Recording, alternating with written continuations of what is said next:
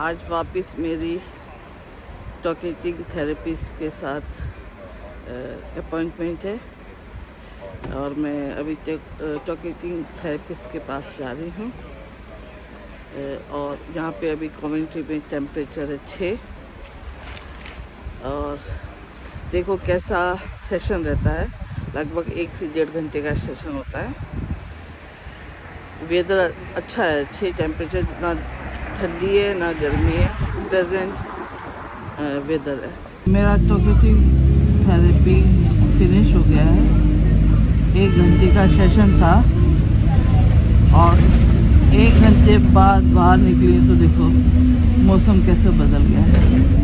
जम के बारिश हो रही है, कंटिन्यूस बारिश हो रही है। देखो यहाँ का वेदर ऐसा ही है। सुबह आप निकलो और 2 घंटे बाद सुबह अगर सूरज निकला तो ये सोच लेना 2 घंटे के बाद ज़रूरी नहीं आपको सूरज देखने को मिले, या तो बारिश हो रही होगी या अंधेरा छा जाएगा। ये यहाँ का वेदर है। आज मैंने जैस्मीन स्टिकी राइस बनाए हैं और साथ में मैंने थाई ग्रीन करी बनाई है। मैंने इसकी रिकॉर्डिंग नहीं की थाई ग्रीन करी की, क्योंकि मैं आज वहाँ से आई थी थेरेपिस्ट के पास। 1 घंटे का सेशन था, फिर थक गई थी तो रिकॉर्डिंग नहीं कर पाई। मैं नेक्स्ट टाइम ये थाई ग्रीन करी बनाऊंगी ना, तब मैं इसकी रिकॉर्डिंग जरूर करूंगी। जैसा कि आप सबको पता है कि मैं आज थेरेपिस्ट के पास गई थी, तो जाते ही थेरेपिस्ट मुझे बोलती है ये आप आज बहुत सुंदर लग रहे हो। तो मैंने कहा ये सोना की देन है।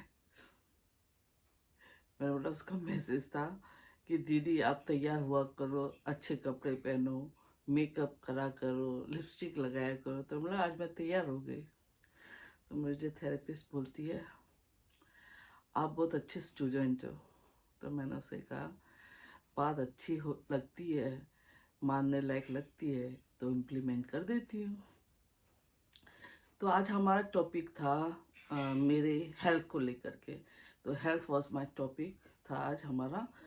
हमने 1 घंटे तक सेशन किया, बहुत सारी बातें हुई, कुछ कड़वी यादें भी आई इस सेशन में। किसी के बिहेव को लेकर भी बातें हुई कि कैंसर मुझे कैसे हुआ, उस सारी बातें में डिटेल में बात की। वहाँ से 1 घंटे का सेशन कंप्लीट किया। तो ये सेशंस है ना, काफ़ी ड्रेनिंग सेशंस होते हैं। आप जब 1-1.5 घंटे जब थेरेपिस्ट के पास रहते हैं, वो आपसे इतनी सारी एक टॉपिक लेते हैं, उस पर इतनी सारी बातें हो निकलवा लेते हैं आपसे। बातें करते करते बहुत सारी बातें हो जाती है, उसमें आप बहुत ड्रेन हो जाते हो, आपकी एनर्जी बहुत निकल जाती है। जब घर आते हो तो आप बहुत थके हुए महसूस करते हो और फिर 1-2 दिन तक आपको थकान रहती है, पर उसके बाद आप बाउंस बैक करते हो। मेरी जो ये थेरेपी चल रही है 1 वीक छोड़ के 1 वीक हो रही है। 5 सेशन हो चुके हैं अभी तक। इस सेशन में मेरी थेरेपिस्ट थी, उसने 2 मुझे कॉम्प्लीमेंट भी दिए, जो मुझे एक तो पहला ही दे दिया था, उसके बाद और 2 कॉम्प्लीमेंट दिए जो मुझे मैं चेरिश करूँगी पूरी लाइफ के लिए।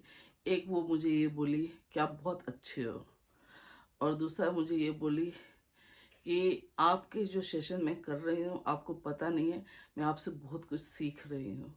तो अच्छा लगा कि कोई मुझसे सीख रहा है। फिर घर आ गई हूँ मैं, पर मैं आपको इतना ज़रूर बताना चाहूँगी, ये थेरेपी बहुत ही पॉजिटिव चेंजेस ला रही है मेरी लाइफ में। पहला चेंजेस तो मैं आपको यही बताऊंगी कि मेरा एनर्जी लेवल बहुत अच्छा हो गया है। पहले से मैं जो बहुत ज़्यादा लो फील करती थी वो बहुत इंक्रीज हुआ है। मैं आपको एक और पॉजिटिव चेंजेस मैं बताना चाहूँगी, वो एग्जाम्पल देकर के बताना चाहूँगी। क्या हुआ, मुझे जनवरी के एंड में मेरे ब्रेस्ट में दर्द चालू हुआ। तो वैसा ही दर्द था जो मुझे 21 में जब कैंसर हुआ था, वैसा ही दर्द था। और मैंने जब चेक किया दोनों साइड, मुझे कोई लंप तो नहीं नजर आया। हाँ, 2 लंप यहाँ पे हैं, वो थोड़े से बढ़ चुके हैं साइज में। और यहाँ पे भी स्वेलिंग बहुत ज़्यादा है। मतलब ऐसा लगता है वो गांठ नहीं है, पर लाइक लिक्विड टाइप के एरिया हो गए काफ़ी। तो मैं काफ़ी दर्द में चल रही हूँ, और मैं रात को सो नहीं पाती हूँ। कई बार तो मैं सुबह के 4-4 बजे तक, 6 बजे तक भी जाग रही होती हूँ। तो जनवरी से चल रहा था, तो मैंने बोला चलो डॉक्टर को दिखा के आती हूँ। मैं डॉक्टर को गई दिखाने, मेरे जीपी को। बेसिकली यहाँ आपको जीपी के पास पहले जाना पड़ता है। मैं जीपी को दिखाने गई। डॉक्टर सिंगल ने मेरा चेकअप किया।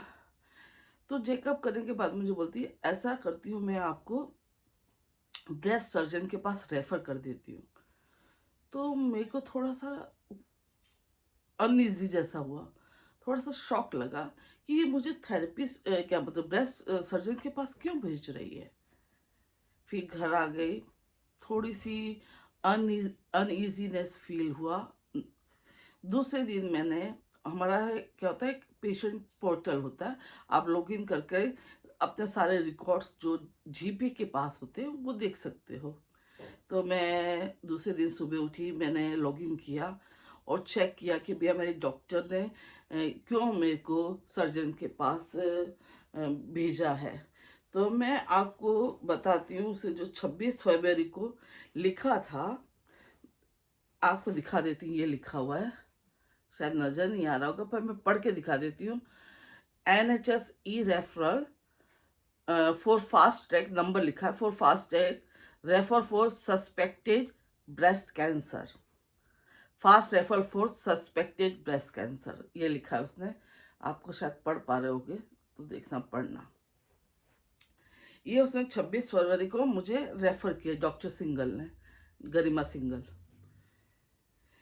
तो ये पढ़ के थोड़ा सा अनईजीनेस हुआ, तो मतलब कोई बात नहीं। फिर 10 मार्च को मेरा अपॉइंटमेंट था ब्रेस्ट सर्जन के साथ। जब मैं ब्रेस्ट सर्जन को दिखाने गई, उसने भी मेरा चेकअप किया। फिर वो मेरा ब्रेस्ट सर्जन बोलता है, ऐसा करते हैं आपका स्कैन का रेफर कर देता हूँ मैं। तो हम रूल आउट कर देते कि आपका कैंसर वापस तो नहीं आया है।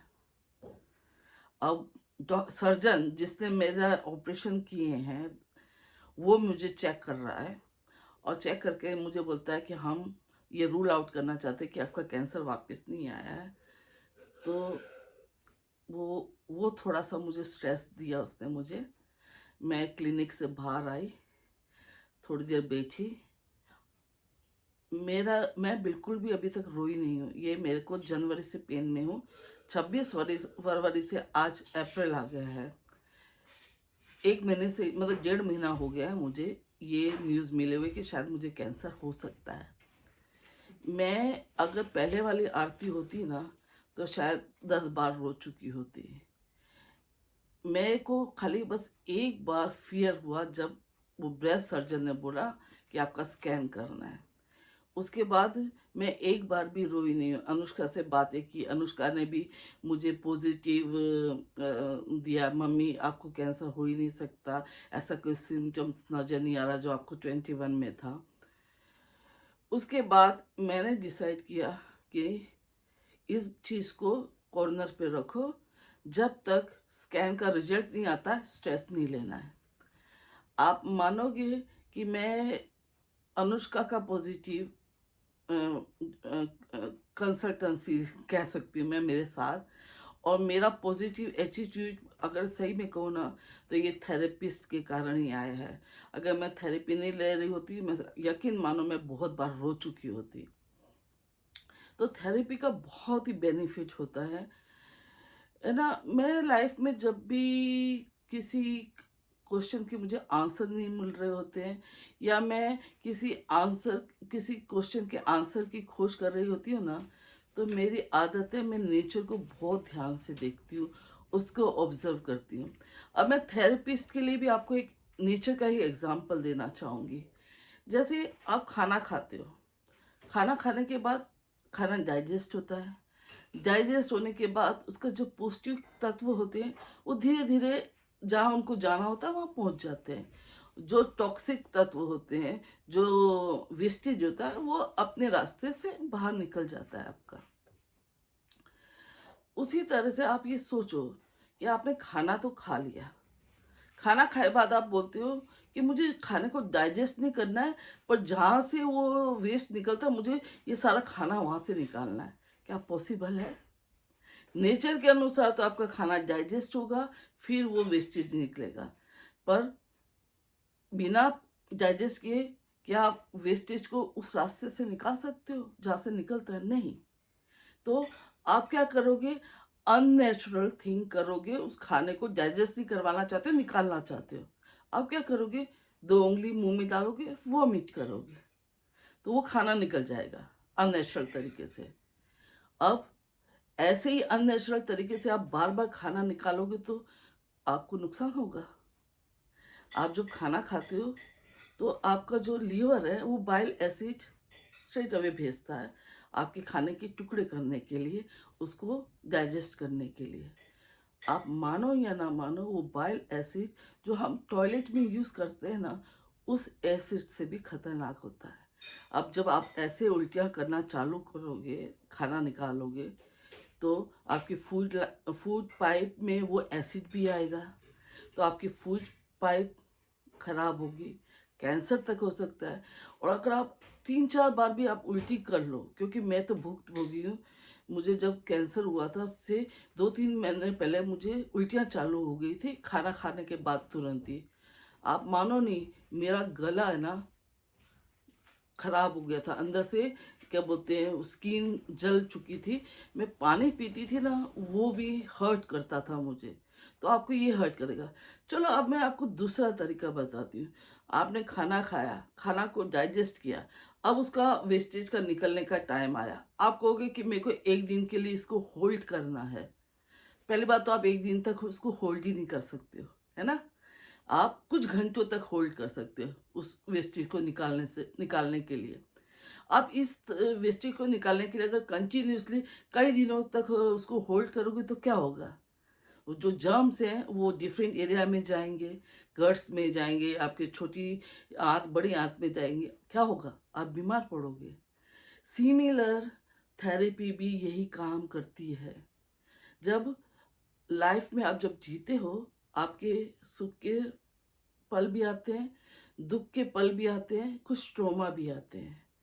हर इंसान का अ, दुख जब सुख आता है वो तो आप अगर अपने मेमोरी में रखते हो तो आपके चेहरे पे खुशियाँ देती हैं, आपको आपको हेल्दी रखते हैं। पर जब दुख के पल होते हैं, और स्पेशली ट्रॉमा ट्रॉमा बहुत तरीके के होते हैं, छोटे होते हैं, बड़े होते हैं। किसी के लाइफ में एक आते हैं, उसका भी इम्पेक्ट होता है, किसी की लाइफ में 10 आते हैं, उसका भी इम्पेक्ट होता है। किसी को कोई फर्क नहीं पड़ता, हर इंसान का नेचर अलग होता है। पर वो जब ट्रॉमा, वो दुख दर्द अगर आपको हॉन्ट कर रहे हैं और आप उसको होल्ड कर रहे हो, तो बेसिकली आप वेस्टेज को होल्ड कर रहे हो। उसको फ्लश आउट करना बहुत ज़रूरी है। आप ये फ्लश आउट कर सकते हो, जो आपको तकलीफ कोई भी चीज़ की है, आपको कुछ बोदर कर रहा है, आप अपने रिश्तेदार, अपने बच्चों से, अपने हस्बैंड से, अपने फैमिली मेम्बर से डिस्कस करिए। पर कई बार ऐसा होता है कि हम जब अपने फैमिली मेम्बर से डिस्कस करते हैं वो समझ नहीं पाते हैं, वो आपको और बताने लगते हैं कि कहीं आप ही गलत हो। और कई बार ये होता है, पीठ पीछे लोग आपका मजाक उड़ाते हैं। अगर आपको ऐसा लगता है कि आप नहीं कंफर्टेबल हो इन लोगों से बात करने के लिए, तो डेफिनेटली आप जाइए थेरेपिस्ट के पास। थेरेपिस्ट लोग इतने प्रोफेशनल होते हैं, वो आपकी बात सुनेंगे। बात सुनने के साथ साथ वो आपको इतना ऑब्जर्व कर सकते हैं कि आपके अंदर क्या पॉजिटिविटी है, वो बताते हैं। प्लस आपको इन सब से कैसे डील करना है वो सिखाते हैं। मैं ये चाहती हूँ कि यदि आपको कुछ भी बोदर कर रहा हो, आपकी मेंटल हेल्थ पे इफ़ेक्ट हो रहा हो, आपकी मेंटल हेल्थ हेल्थ के साथ फिज़िकल हेल्थ के ऊपर इफ़ेक्ट हो रहा हो, आपको थकान महसूस होती हो, आपको खाने का मन नहीं करता हो, या आप खाने से ज़्यादा बहुत ज़्यादा खाना पसंद करने लग गए हो, या आपको कंफर्ट फूड की क्रेविंग हो रही है, या आपके शरीर में कहीं दर्द हो रहा है, या आपको चिड़चिड़ापन हो रहा है, या आपको गुस्सा बहुत आने लग गया है, या आप बात बात पे घर में किसी को ताने देने लग गए हो, या आप सोशली कंफर्टेबल नहीं हो लोगों से बात करने के लिए, सोचो कुछ आपको बोदर कर रहा है क्या। अगर कर रहा है तो डेफिनेटली आप थेरेपिस्ट के पास जाइए। आपको पता नहीं है, मैं अपने अनुभव से करी, बहुत चेंजेस आते हैं, आपका मेंटल स्टेटस बहुत चेंज होता है, आपकी लाइफस्टाइल में चेंजेस आ जाते हैं। और ये मेरा बताने का मकसद केवल एक ही है कि जो भी किसी चीज़ से गुजर रहा होगा, अगर वो ये इम्प्लीमेंट करेगा, डेफिनेटली उसकी लाइफ में चेंजेस आएंगे। और अगर मैं किसी 2-4 लोगों को भी उनकी लाइफस्टाइल में पॉजिटिविटी ला सकती हूँ मेरी बातों से, तो मेरे को बहुत ज़्यादा खुशी होगी। डेफिनेटली मैं चाहूँगी हर इंसान है ना खुश रह सके अपनी लाइफ में। Be happy and spread happiness. Take care. Bye.